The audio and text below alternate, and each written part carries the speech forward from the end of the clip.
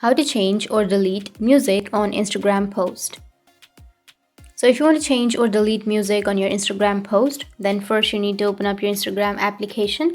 Now once you've logged in, you just need to simply go with the bottom right, which has that profile option. Now you need to go with a post. Now once you're under a post, if you want to change or delete the music that you have on your Instagram post, then let me tell you one thing, that if you don't have any music on your post, then what you can do is you can add music, which is you can go with the top right of that post, which has that three dots, and then you need to go with edit.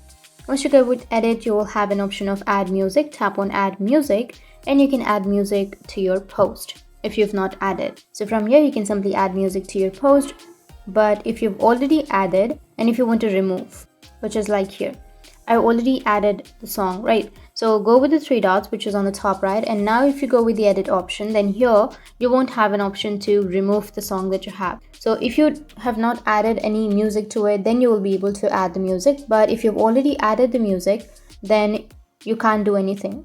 You don't have an option to change it, or you won't be able to delete it.